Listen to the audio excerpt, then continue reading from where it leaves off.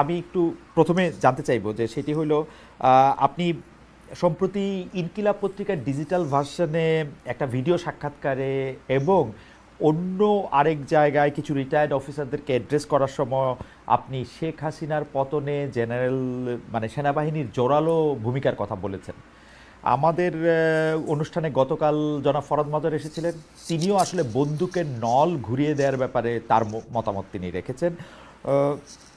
আমাদের প্রশ্ন যে আওয়ামী লীগ অন্তত দুটি নির্বাচন, আমরা তিনটি আসলে 14, 18, 24 এই তিনটি নির্বাচন যখন করলো তখন সেনাবাহিনী তার আজকের ভূমিকা অর্থাৎ 2024-এর ভূমিকা কেন পালন করলো না? এখানে পার্থক্যটা কি জেনারেল ওয়াকারুজ্জামান?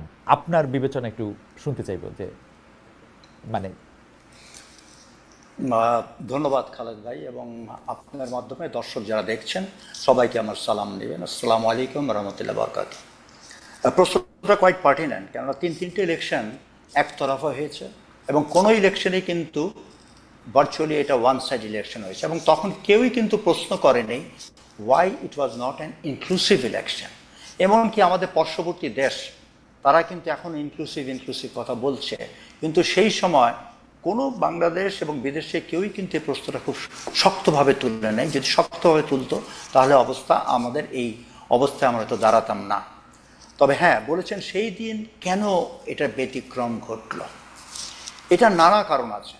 নাম্বার ওয়ান হচ্ছে যে পুরো বাংলাদেশ ফর লাস্ট 16 ইয়ার্স যেইভাবে একদলীয় ফ্যাসিস্ট শাসন চলেছে, এতে কিন্তু সবাই অ্যাকচুয়ালি এমন একটা পর্যায়ে চলে গেছে, হতাশায় পরিণত হয়েছিল এবং মনে হচ্ছিল যে আমাদের হয়তো এই নিয়েই বেঁচে থাকতে হবে। তবে একটা ভরসা সবার মনেই ছিল যে it's a matter of time, today or tomorrow. পৃথিবীতে কোথাও ফ্যাসিস্ট রেজিম কিন্তু চিরস্থায়ী ছিলেন না। তো আমরাও সেই একটি দিনেরই প্রত্যাশা করছিলাম। তবে এই জুলাই আন্দোলন সেই স্পার্ক প্লাগটা তারাই কিন্তু ইনিশিয়েট করেছে, এবং তাই এই আন্দোলনটা এক পর্যায়ে কিন্তু এটা থেমে যাচ্ছিল। কিন্তু কিছু বচন আমাদের প্রাক্তন প্রধানমন্ত্রী ওটাই কিন্তু আবার সেই সুপ্ত আগুনকে আবার পেট্রোল ঢালা মতন এটা আবার একটা বিরাট আন্দোলনে পরিণত করলো। সেই সময় এমন একটা পরিস্থিতি দাঁড়ালো যেখানে সেনাবাহিনীকে জনগণের মুখোপাক্ষী করা হচ্ছিল। আপনারা জানেন 3, 4 এবং 5 এই তিনটা দিন was very crucial in the sense এই তিনটা দিনই কিন্তু এই পুরা জিনিসটার যে ঘটনাটা যেভাবে কন্ট্রোল করার চেষ্টা করি, এটা কিন্তু সরকারের হাত থেকে ফসকে গেছে। এবং এখানে কিন্তু আমি বলবো for the first time retired অফিসাররাও কিন্তু এতে তাদেরও এখানে কন্ট্রিবিউশন ছিল, এবং নট অনলি রিটায়ার্ড অফিসার, তাদের পরিবারবর্গও কিন্তু রাস্তায় নেমেছিল। এই যে রিটায়ার্ড অফিসার নামলো, এটা কিন্তু had a tremendous impact on those যারা আর্মিতে যারা চাকরি করছে। তারাও তো একই সমগোষ্ঠী। আমাদের অনেক অফিসারের ছেলেপেলে কিন্তু সেনাবাহিনীতে আছে।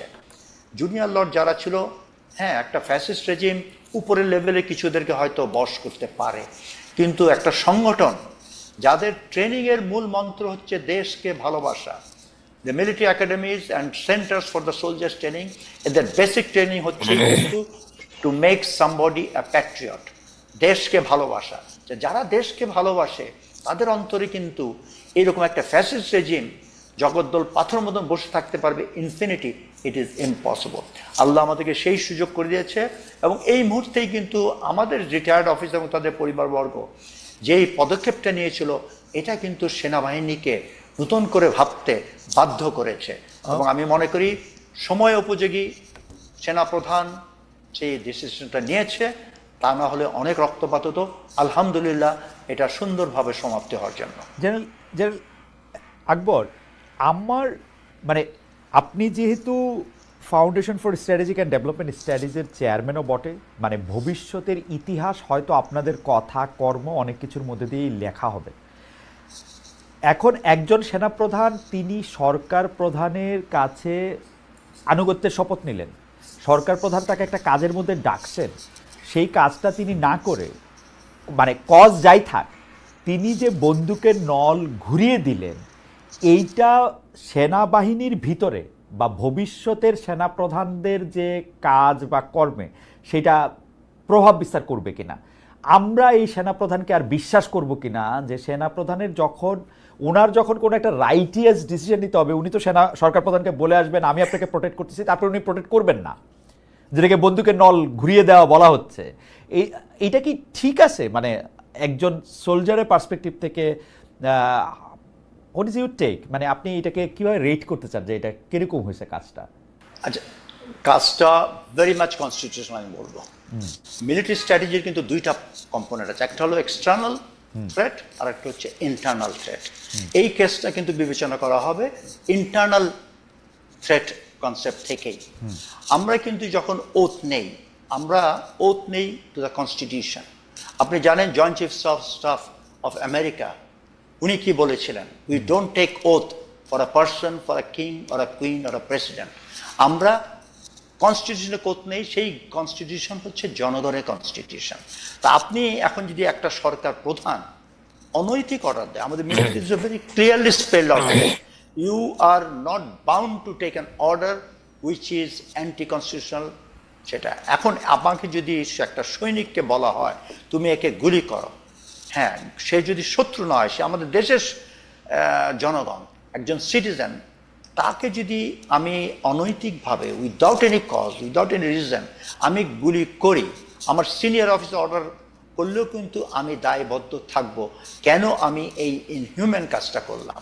এবং আমি মনে করি এটা যথাযথ দেশের স্বার্থে, জনগণের স্বার্থে, কনস্টিটিউশনের মাধ্যমেই এই কাজটা হয়েছে, এটা যুক্তিসঙ্গত। এটা না হলে ফ্যাসিস্ট রেজিম পৃথিবীর কোথাও থেকে উঠতে পারতো না। এবং পৃথিবীর সব ফ্যাসিস্ট রেজিম জন উত্থান সাথে সাথে সেনা সদস্যরা যখন এতে হাত মিলিয়েছে তখনই সাকসেসফুল হয়েছে। বিএনপি অনেক আন্দোলন করেছে, ওই একটাতে তো ফ্যাসিস্ট রেজিম পালিয়ে যায় নাই। আমি সবসময় একটা কথাই বলতাম, উত্তরপাড়া যেদিন আপনার সাথে একসাথে হবে, জনগণের সাথে এক হবে, সেই দিনই ফ্যাসিস্ট রেজিমের অবসান। সেটাই হয়েছে। জেনারেল আকবর, এটা তো 24-এর ঘটনা, তো সেটা সাক্ষী। উত্তরপাড়া অর্থাৎ ক্যান্টনমেন্ট যখন এই আন্দোলনের সাথে আসছে তখন এটা এক হয়েছে। কিন্তু আমার প্রশ্ন হচ্ছে এইটা কি আমাদের জন্য কোনো অশনি সংকেত কিনা? আপনি গুলি করার কথা আপনি বলতেছিলেন, আমি যতদূর জানি 19-20 তারিখেই তো সেনাবাহিনী সিদ্ধান্ত নিয়ে ফেলছে তারা কোনো লেথাল ওয়েপন এই বাচ্চাদের বিরুদ্ধে ইউজ করবে না, কাম হোয়াট মে। এবং এইটা করেই ওরা সাধারণ মানুষকে প্রোটেক্ট করার জন্য ওরা থাকবে। কিন্তু ঘটনাটা হচ্ছে যে তারা যে রেজিমটা চেঞ্জ করার ক্ষেত্রে কাজ করলো, এইটা ঠিক হয়েছে কিনা, মানে এইটার ক্ষেত্রে ভবিষ্যৎ উত্তর কি দিবে? আমি এইটার সাথে আবার একটু যোগ করি। যোগটা হচ্ছে এরকম, আপনি কিন্তু রাইটলি বলছেন যে আপনারা যারা রিটায়ার্ড আর্মি অফিসার, যারা সাধারণত সামাজিক উন্নয়নের কাজকর্ম ছাড়া আর কিছুতেই থাকেন না, মানে আপনারা চাকরি বাকরিও করতে চান না আসলে বেশিরভাগ ক্ষেত্রে, সেই ক্ষেত্রে আপনারা যে একটা পলিটিক্যাল কজে নেমে আসলেন, শেষে তো পরে দেখা গেল যে এটা নেতৃত্ব দিচ্ছেন আপনি, যিনি আবার রাজনীতির সাথে সম্পৃক্ত, মানে আপনি বিএনপির একজন শীর্ষস্থানীয় পদে আছেন। তো সেইটাকে আসলে এটাকে কি বলা যাবে? ভবিষ্যৎ যদি এরকম দেখে যে বিএনপি বা জামায়াত আর্মির সাথে মিলে একটা ষড়যন্ত্র করছে কিনা, এইটার জবাব আসলে আমরা কি দেখব, বা আপনি কি মনে করেন? শুনেন, আমার সাথে কিন্তু এই ঘটনার আগে আর্মির কোনো সম্পর্ক ছিল না।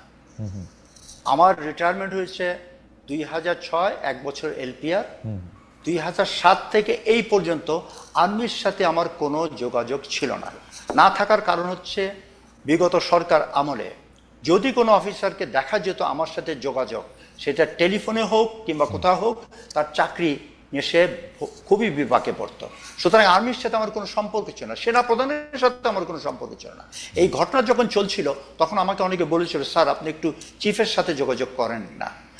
আমি এইরকম পরিস্থিতিতে যখনই কোনো অফিসার আমার সাথে যোগাযোগ করছে, তো আমি তাদেরকে একটা কথাই বলতাম, দেখো তোমার চাকরি is very important, I cannot be a cause of your termination.